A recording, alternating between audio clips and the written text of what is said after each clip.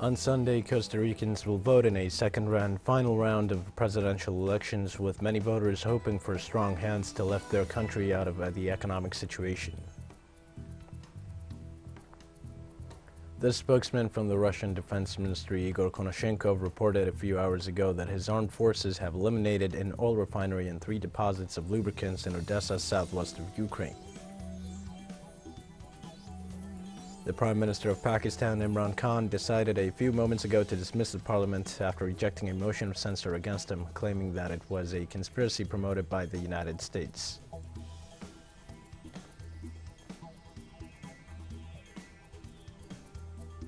Hi, this is From the South. I am your news anchor, Dio Martin. From the Telstar Studios in Havana, we begin with the news.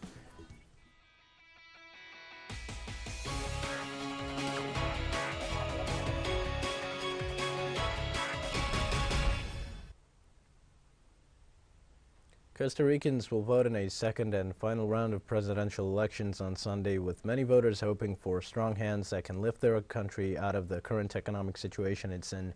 Polling centers in the nation opened their doors at 6 a.m. local time. Voters of the Caribbean country are trying to pick a leader between their former president from the 1990s and a former World Bank economist. The country's next president will have a monumental task on his hands, with foreign debt totaling more than 2/3 of the country's GDP, worsening poverty rates and high unemployment. With opinion polls quite evenly split between the two candidates, a battle over money might turn out to be the winner hand that moves Costa Rican voters at the ballot box this Sunday.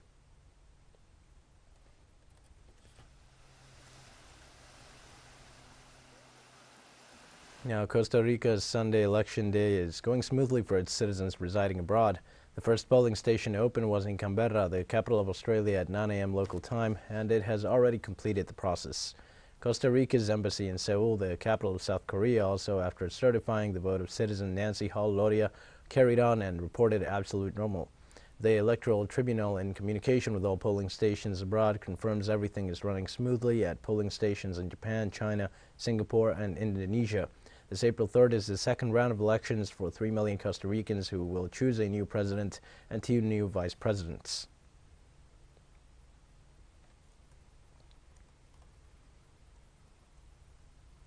The 3.5 million of Costa Ricans eligible to vote can decide between candidates Jose Maria Figueres of the National Liberation Party and Rodrigo Chavez of Social Democratic Progress for the presidency of the country on Sunday. First round, marked by split votes and failure to achieve a majority, Costa Ricans once again go to the ballot box, this time to choose between 2 social democratic forces that closely follow the traditional pattern, which eventually led to the current downshift in electoral expectations. While neighboring countries like El Salvador face mass crime sprees, and in Honduras, Xiomara Castro's new government managed to topple a corrupt administration and just finished dealing successfully with a political crisis, not to mention the region's constant migratory issues, Costa Rica seems to enjoy a more prosperous situation. However, key issues like a need for serious reforms in education, healthcare, social spending, the latest crisis that has affected the job market and caused inflation and poverty to rise, as well as state support to the people, are among the problems the winner will have to face if he means to truly improve the quality of life of his people. Costa Ricans will cast their votes on Sunday to elect the next president of the nation, as there's not much clarity on who the potential winner will be.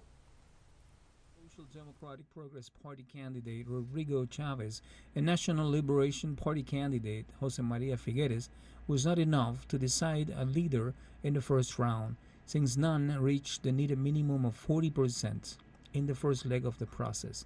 Figueres came out on top with 27%, whereas Chavez gathered 16%. However, the landscape shifts because since then, both runner-ups have been busy creating alliances. Analysts say the undecided voters will be the ones tipping the scales in this new turnout. Figueres, whose father acted as head of state and served office from 1994 to 1998, proposes to use his legacy to boost Costa Rican social democracy by reducing poverty and unemployment, in an attempt to take back the fragmented citizenship vote and promote confidence in the country's institutions. Chavez, a former official for the World Bank, said his agenda with a review and reforms and the public budget, an increase in green energy investments, control and spending, and a minimum universal retirement pay. And we stay in Central America. The president of El Salvador, Nayib Bukele, asked to transfer more detainees to prison in order to alleviate the occupation of small cells and police stations. The president required to keep the small cells empty to fill them again, demanding to the penitentiary authorities a dynamic flow between the small and large detention centers. The orders of the head of state have been received and answered by his director of penitentiary centers, Osiris Luna, who hours before confirmed that until Saturday, 2,816 detainees had been transferred to the Izalco Penitentiary under the state of exception. The executive pointed out that the detainees only receive 2 meals and sleep on the floor. In the last hours, human rights groups reported that they are also subject to cruel and degrading treatment by the security forces.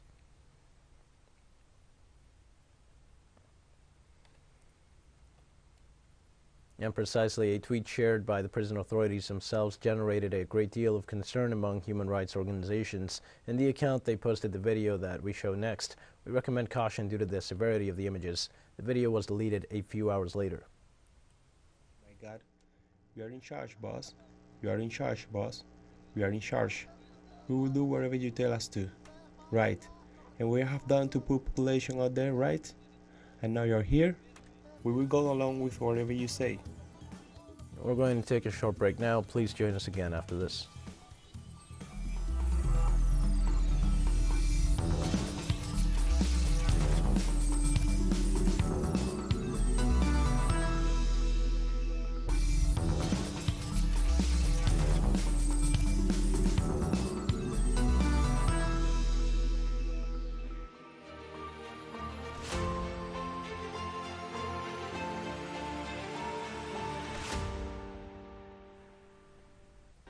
Hi, and welcome back to From the South. Russian Defense Ministry spokesman Igor Konashenkov reported moments ago that the Russian army destroyed an oil refinery and 3 oil depots in Odessa in southwest Ukraine.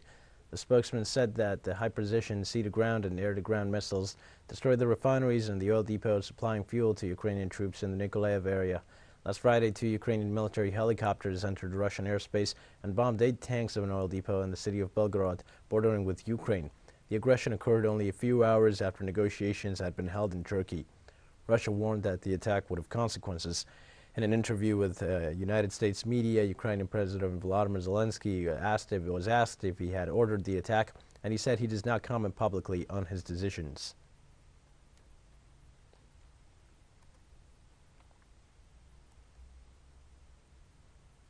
Now, Russia demanded that the Secretariat of the Organization for Security and Cooperation in Europe, OSCE, immediately terminate its presence in Ukraine.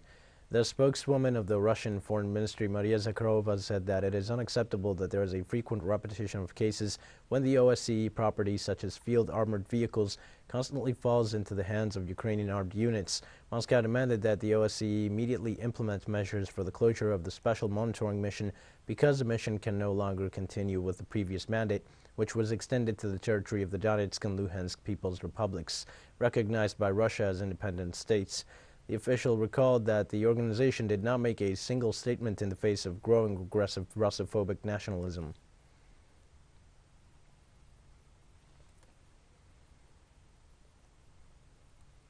And Russia warned the United Kingdom's government that British long-range artillery cannons and anti-ship systems will become legitimate targets for its armed forces if they arrive to Ukraine. The Kremlin's message was reiterated by Andrei Kilin, Moscow's ambassador to London, explaining that any delivery of weapons is destabilizing, especially those described by the British Defense Secretary Ben Wallace. The diplomat assured that these actions increase tensions and aggravate the lethality of the confrontations, since they are weapons of great precision which will be a legitimate target for the Russian armed forces. Killian said he was concerned about London's perception of the conflict, assuring that they assess the situation on the basis of the reports of the Defense Secretary and the Kyiv leadership, and that this is why they still believe that the Azov battalion is about to liberate Mariupol.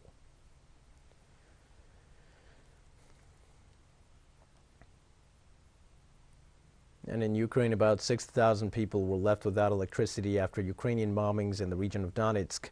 The power cut also affected 4 schools and a hospital in the region, according to a statement of the defense staff of the self-proclaimed Donetsk People's Republic. The bombardment also affected some 81 electric substations. Meanwhile, it was reported that the work on restoration of electricity supply will begin as soon as the situation allows it. Donetsk was recognized as a republic by Russia last February, and a special military operation was launched in the region to defend its citizens from the attacks by Ukraine since 2014, according to Vladimir Putin.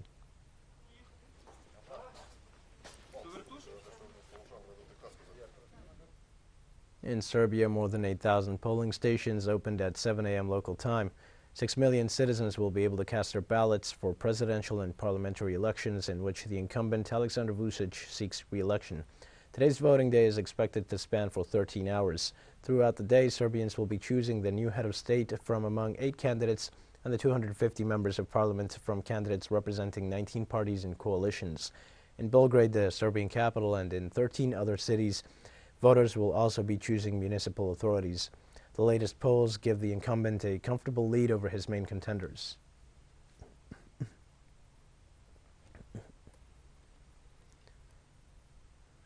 A historic and unprecedented victory has been achieved by workers at an Amazon facility in New York, the global city of the United States, who succeeded in defeating the giant corporation and will create the first trade union.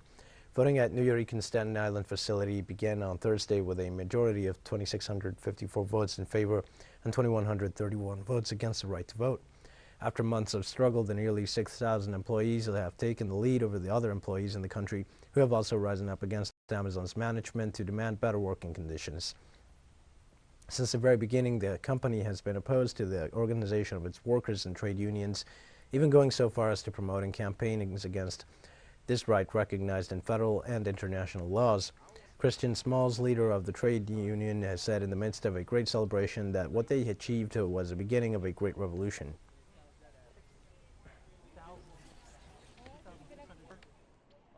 Amazon tried to make it about me from day one.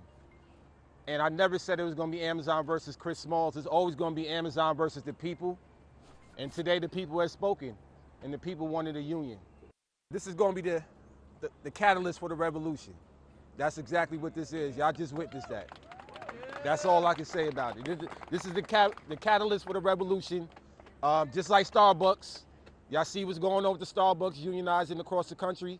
We expect the same outcome.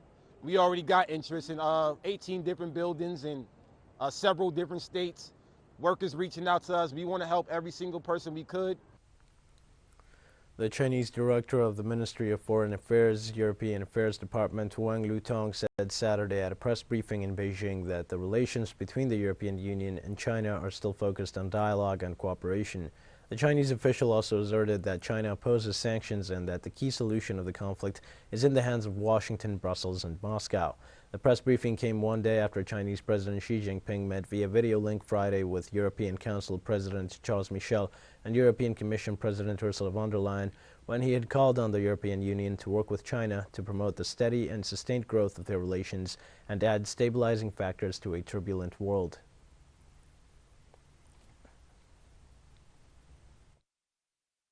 Actually, we are not doing anything deliberately to circumvent the sanctions imposed on Russia by Americans and Europeans. You know our position on the issue of sanctions. We oppose sanctions, and the effects of these sanctions also risks spilling to the rest of the world, leading to wars of currency, wars of trade, and wars of finance, and also risks jeopardizing the supply chain and the industrial chain and the globalization and even the economic order established since the Second World War. China is not a related party under the crisis of Ukraine, and we don't think our normal trade with any other country should be affected. We have more news coming up after a final short break. Please stay with us.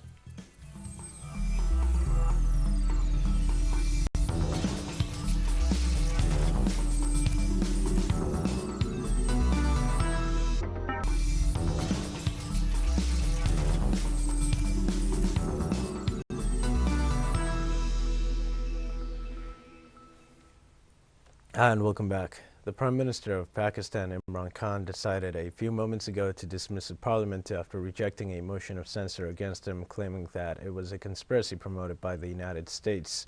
Moments earlier, the Vice President of the National Assembly of Pakistan, Qasim Jansuri, dismissed a motion of censorship presented against the Prime Minister as he declared it unconstitutional. Upon learning the news, the Pakistani Prime Minister proposed to immediately hold an election within 90 days. During the parliamentary session, the Justice Minister claimed to have proved that the no-confidence motion was a foreign conspiracy and recalled Article 5 of the Constitution on loyalty to the state as a duty. Immediately, Khan addressed the nation through the media to report on the situation and his decision.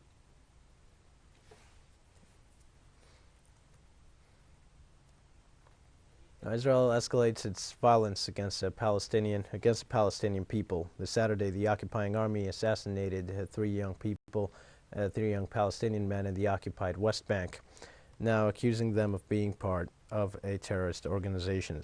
The Palestinian youths were traveling in a vehicle that was fired upon by Israeli counterterrorism forces. Tensions on both sides of the strip have risen, especially in recent hours on the eve of the holy month of Ramadan. Israel has experienced a series of terrorist attacks, though several have been claimed by Daesh. The occupying authority insists on blaming Palestinian insurgent groups. The Israeli police claimed that the three young men executed extrajudicially this Saturday were part of the Islamic Jihad. The Palestinian media have reported that the three bodies were kidnapped after the murder.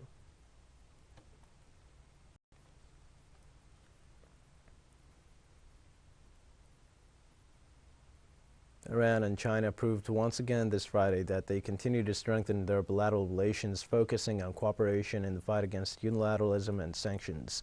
Hossein Amir Abdollahian, Minister of Foreign Affairs of Iran, thanked China for hosting the third summit of foreign ministers of Afghanistan's neighboring countries, where both sides exchanged different points of views on bilateral issues. Other top diplomats from Russia, Pakistan, Tajikistan, Turkmenistan, and Uzbekistan also participated in the event. The Persian Foreign Affairs Minister stressed in his remarks that sanctions are used by Western countries to put pressure and constrain independent nations.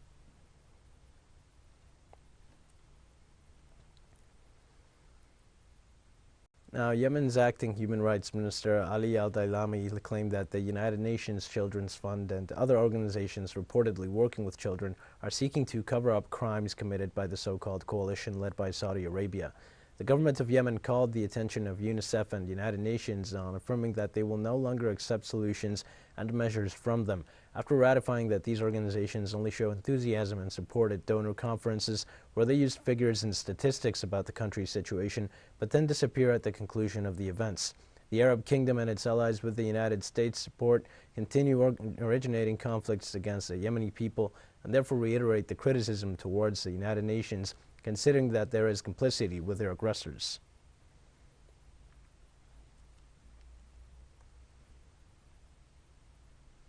The M23 rebel movement in the Democratic Republic of Congo is seeking a peaceful settlement after clashes with the army earlier this week in the east of the country.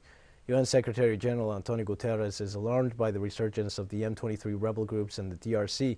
His spokesman said without directly blaming these fighters for the crash of a UN helicopter that killed 8 people. 6 Pakistanis, 1 Russian, and 1 Serbian died when a Puma helicopter with the UN mission MONUSCO crashed while on reconnaissance mission over the troubled Chanzu area of Rutshuru territory, where the army and the M23 rebels fought.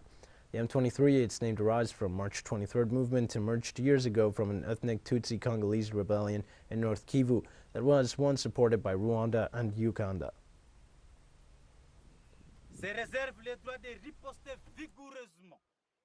It remains faithful to its political line, which is that of a peaceful settlement of the crisis between it and the government of the Republic. The Congolese Revolutionary Army reserves the right to retaliate vigorously in the event of a new war initiative by the National Army or its auxiliaries. Now, a fire destroyed the main market in Hargeisa, capital of the autonomous region of Somaliland in Somalia. The cause of the blaze that gutted the sprawling Wahine market, the lifeblood of the city and home to an estimated 2,000 shops and stalls, is not yet known, and also injured about 24 people. Local authorities said the fire started on Friday evening but was largely brought under control by dawn on Saturday, although some small areas were still burning by then.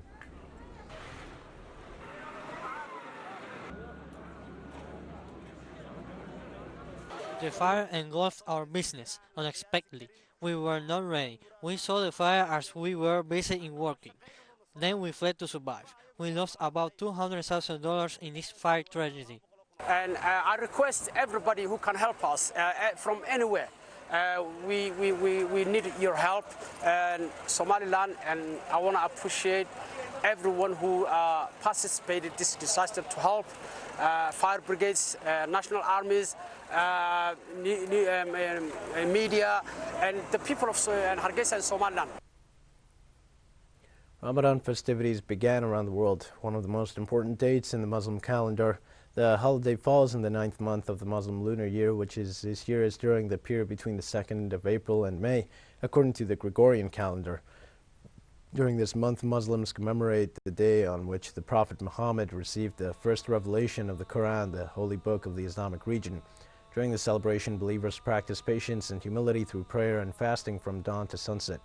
During this festival, in addition to the call to fast, they also urge abstinence from committing or practicing acts contrary to Muslim morality.